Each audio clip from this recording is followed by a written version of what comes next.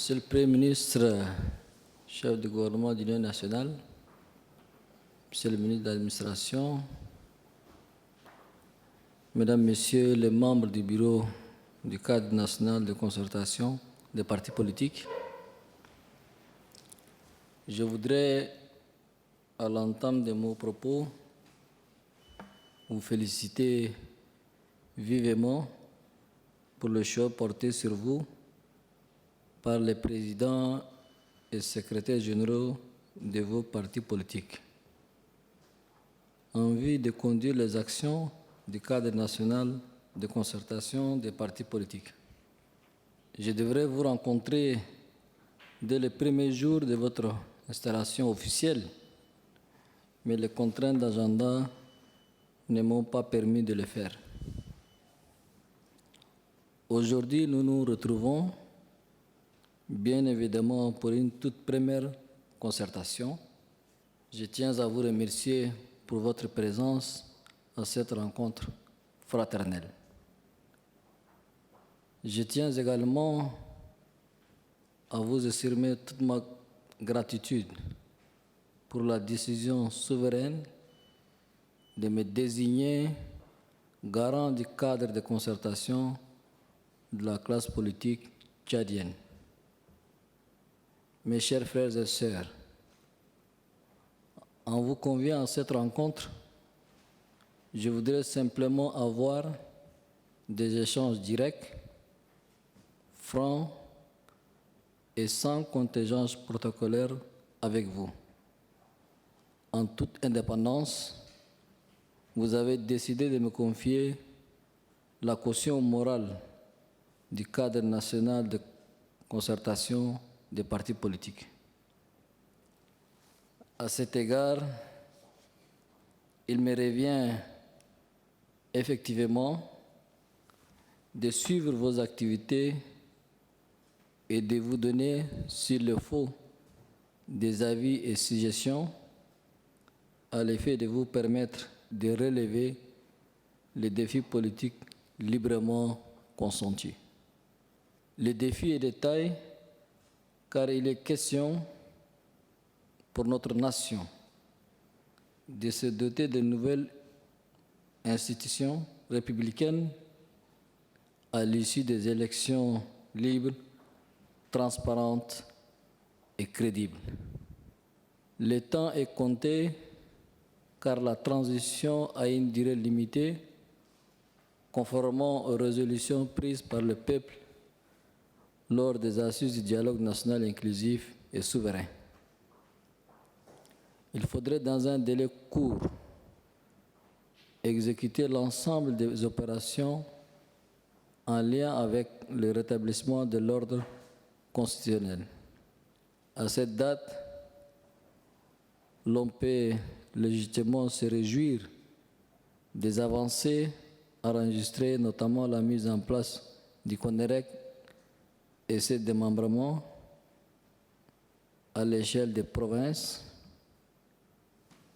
Hier, le gouvernement, lors du Conseil des ministres extraordinaire, a adopté le projet de loi électorale spécifique relatif à l'organisation du référendum constitutionnel.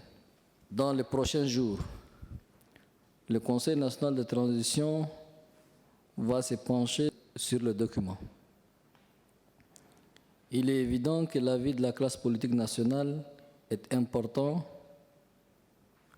car le consensus et l'inclusion demeurent notre matrice conceptuelle. Malgré ces actions pleines de mérite, nous devons avoir le triomphe modeste. Le processus est encore long et il nous faut redoubler d'efforts et d'engagement. À cet égard, je voudrais vous demander de poursuivre sans relâche la mission que vos frères et sœurs, chefs de parti, vous ont confiée. Le cadre de concertation est un laboratoire politique qui doit, de manière clinique, conduire les actions conformément aux immenses attentes de nos populations. Chaque membre du bureau doit se sentir investi d'une mission hautement nationale. Bien évidemment, ce travail doit se faire dans la cohésion, la complémentarité et la complicité utiles. C'est tous ensemble que vous pouvez relever efficacement les défis qui vous attendent. Le succès sera le couronnement d'un investissement collectif et non le fruit d'un exercice solitaire. Mes chers frères et sœurs, en insistant sur la portée de votre mission, vous comprenez aisément que vous n'avez pas droit à l'échec. L'échec, quelle que soit sa forme, vous est interdit. Votre bureau, le tout premier, doit imprimer les meilleures marques au cadre de concertation des partis politiques. C'est votre bureau qui va impulser l'énergie de l'espoir et la dynamique de la réussite au cadre de concertation. C'est pourquoi chacune et chacun de vous doit au quotidien se demander si son comportement, si ses faits et gestes vont dans le sens du succès attendu.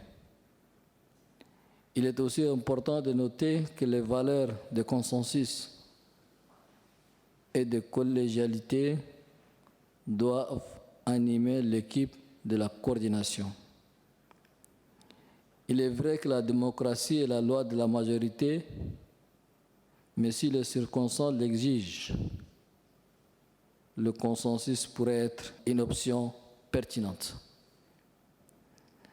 Déjà, la dénomination même de votre structure pose cet impératif de concertation. Aussi, l'équipe de la coordination doit-elle être à l'image d'un orchestre. Vous devez veiller à l'harmonie de la symphonie pour éviter des notes discordantes. Travailler dans le sens de la cohésion et des objectifs cardinaux assignés à la coordination.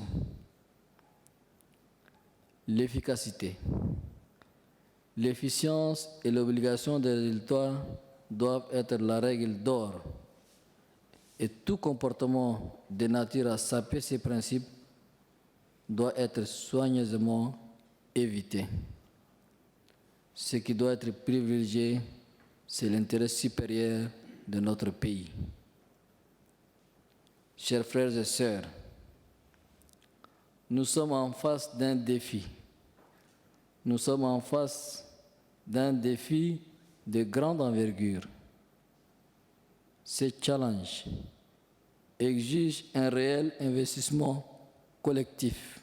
Pour ma part, je vais m'investir pleinement pour ne pas trahir la confiance placée en moi par la classe politique nationale. Vous pouvez compter sur moi. Je suis disposé à vous rencontrer chaque fois que vous estimez nécessaire d'avoir une concertation.